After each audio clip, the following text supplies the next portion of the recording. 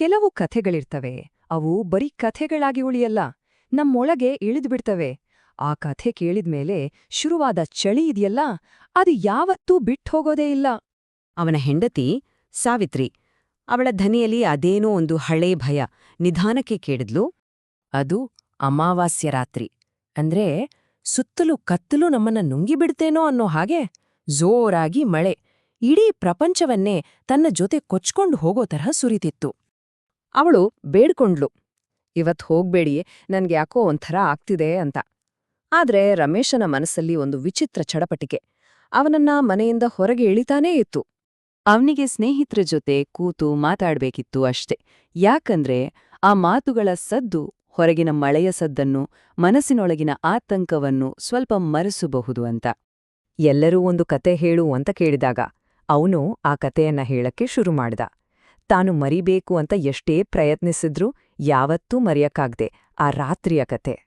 ಕಥೆ ಶುರುವಾಗಿದ್ದು ಚಿಕನ್ ತಿನ್ಬೇಕು ಅನ್ನೋ ಒಂದು ಸಣ್ಣ ಆಸೆಯಿಂದ. ಅವನಿಗೆ ಆಗಿನ್ನೂ 17 ವರ್ಷ ಅಷ್ಟೆ. ಆ ವಯಸ್ಸಲ್ಲಿ, ಅದರಲ್ಲೂ ಅಮ್ಮನ ಎಚ್ಚರಿಕೆ ಮಾತುಗಳ ಎಲ್ಲಿ ತಲೆಗೋಗುತ್ತೆ ಹೇಳಿ? ಅವಳಮ್ಮ ಹೇಳಿದ್ಲು, ಅಮಾವಾಸ್ಯೆ ರಾತ್ರಿ ಮಾಂಸ ತಿನ್ಬಾರ್ದು ಕಣೋ, ಹೊರಗೂ ಹೋಗ್ಬೇಡ ಅಂತ. ಆ ರಾತ್ರಿಯ ಅಪಾಯ ಅವಳಿಗೆ ಗೊತ್ತಿತ್ತು. ಆದ್ರೆ ಅವನ ಹಠದ ಮುಂದೆ ಅವಳ ಮಾತಿಗೆ ಬೆಲೆನೇ ಇರಲಿಲ್ಲ. ಆದ್ರೆ ಅಂದು ವಿಧಿಯೇ ಅವನಿಗೆ ದಾರಿ ತಪ್ಪಿಸ್ತಿತ್ತು ಅನ್ನೋ ಹಾಗೆ ಆಯ್ತು. ದಾರಿಯಲ್ಲಿ ಹಳೆ ಸ್ಕೂಲ್ ಫ್ರೆಂಡ್ ಸಿಕ್ಕ. ಮಾತಾಡ್ತಾ ಸಮಯ ಹೋಗಿದ್ದೇ ಗೊತ್ತಾಗ್ಲಿಲ್ಲ.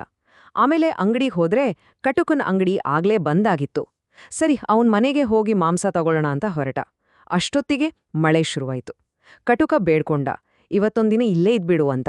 ಆದ್ರೆ ಇವನ್ ಕೇಳಲಿಲ್ಲ. ಮನೆಗ್ ಹೋಗೋ ದಾರಿಯೆಲ್ಲ ಪೂರ್ತಿ ಕೆಸ್ರು. ಮಳೆ ರಭಸ ಜಾಸ್ತಿ ಆಗ್ತಿತ್ತು.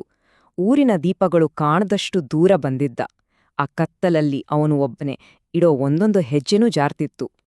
ಆಗ ಆ ಮಳೆ ಗಾಳಿಯ ಸದ್ದಿ ನಡುವೆ ಒಂದು ಧ್ವನಿ ಕೇಳಿಸ್ತು, ತುಂಬಾ ಕ್ಷೀಣವಾಗಿ. ಕಾಪಾಡಿ, ಸಹಾಯ ಮಾಡಿ. ಆ ಧ್ವನಿ ಬರ್ತಿದ್ದಿದ್ದು ಮರಗಳ ಹಿಂದೆ ಅಡಗಿ ಕೂತಿದ್ದ ಒಂದು ಹಳೇ ಬಾವಿಯಿಂದ. ಅವನಿಗೆ ಒಂದು ಕ್ಷಣ ಭಯ ಆಯ್ತು. ಆದ್ರೂ ಯಾರೋ ನಿಜವಾಗ್ಲೂ ಕಷ್ಟದಲ್ಲಿದ್ದಾರೆ ಅನ್ಕೊಂಡು ನಿಧಾನವಾಗಿ ಹೆಜ್ಜೆ ಮೇಲೆ ಹೆಜ್ಜೆ ಇಡ್ತಾ ಬಾವಿ ಹತ್ರ ಹೋದ.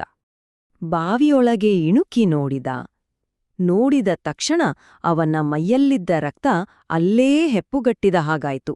ಯಾಕೆಂದ್ರೆ ನೀರಿನಲ್ಲಿ ತೇಲ್ತಿದ್ದ ಆ ದೇಹಕ್ಕೆ ತಲೆಯೇ ಇರಲಿಲ್ಲ. ಅವನು ಚೀರಾಡ್ಲಿಲ್ಲ, ಅವನಿಂದ ಉಸಿರಾಡೋಕೂ ಆಗ್ಲಿಲ್ಲ. ಒಂದೇ ಸಮನೆ ಓಡೋಕೆ ಶುರು ಮಾಡ್ದ. ಆದ್ರೆ ಅವನು ಓಡುತ್ತಿದ್ದ ದಾರಿಯಲ್ಲೇ ಮುಂದೆ ಅದೇ ತಲೆಯಿಲ್ಲದ ದೇಹ ಅವನ ದಾರಿಯನ್ನ ಅಡ್ಡಗಟ್ಟಿ ನಿಂತಿತ್ತು.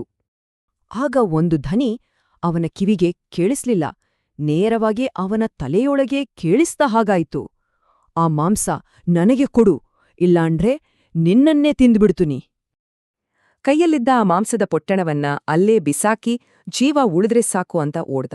ಹಿಂದಿರುಗಿ ನೋಡ್ಲಿಲ್ಲ, ಉಸಿರು ಕಟ್ಟೋವರೆಗೂ ಓಡ್ದ.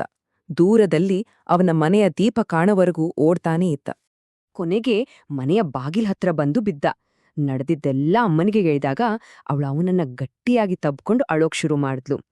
ಅವನ ಮಗ ಬದುಕಿ ಬಂದ ಅನ್ನೋ ಸಂತೋಷಕ್ಕೋ ಅಥವಾ ಅವನಿಗೆ ಆ ಘೋರ ಅನುಭವ ಆಯ್ತಲ್ಲ ಅನ್ನೋ ದುಃಖಕ್ಕೋ ಗೊತ್ತಿಲ್ಲ. ಆ ದಿನದಿಂದ ರಮೇಶ್ ಮತ್ತೆಂದೂ ಅಮಾವಾಸ್ಯ ರಾತ್ರಿ ಮಾಂಸ ತರೋಕೆ ಮನೆಯಿಂದ ಹೊರಗೆ ಹೋಗ್ಲೇ ಇಲ್ಲ. ಕೆಲವು ನೆನಪುಗಳು ಹಾಗಿರುತ್ತೆ, ಗಾಯದ ಕಲೆಯ ಹಾಗೆ, ಜೀವನ ಪೂರ್ತಿ ನಮ್ಮ ಜೊತೆಯಲ್ಲೇ ಉಳಿದುಬಿಡುತ್ತೆ. ಟೀ ಅಂಗಡಿಯಲ್ಲಿ ರಮೇಶ್ ಕಥೆ ಮುಗಿಸಿದಾಗ ಹೊರಗೆ ಮಳೆ ಇನ್ನೂ ಜೋರಾಗಿ ಬಡಿಯುತ್ತಿತ್ತು. ಆದ್ರೆ ಅಂಗಡಿಯೊಳಗೆ ಒಂದು ಸೂಜಿ ಬಿದ್ರೂ ಕೇಳಿಸುವಷ್ಟು ನಿಶ್ಶಬ್ದ. ಕೊನೆಗೆ ಅವನ ಸ್ನೇಹಿತನೊಬ್ಬ ಆ ನಿಶ್ಶಬ್ದವನ್ನ ಮುರಿದು ಮೆಲ್ಲಗೆ ಕೇಳಿದ, ಹಾಗಾದ್ರೆ ಅದು ಈಗಲೂ ಅಲ್ಲೇ ಇದೆಯಾ? ರಮೇಶ್ ಯಾವತ್ತೂ ಮತ್ತೆ ಆ ದಾರಿಯಲ್ಲಿ ಹೋಗ್ಲಿಲ್ವಂತೆ. ಆದ್ರೆ ಅವನ ಸ್ನೇಹಿತರಿಗೆ ಹೋಗಿ ನೋಡ್ಬೇಕು ಅನ್ನೋ ಕುತೂಹಲ. ಒಂದು ವೇಳೆ ಅವರು ಆ ಬಾವಿಯ ಹತ್ರ ಹೋದ್ರೆ ಆ ಕತ್ತಲೆಯಲ್ಲಿ ಅವರಿಗಾಗಿ ಏನು ಕಾದಿರಬಹುದು? ಆ ಯೋಚನೆಯೇ ಮೈ ಜುಮ್ ಅನ್ನುತ್ತೆಲ್ವಾ?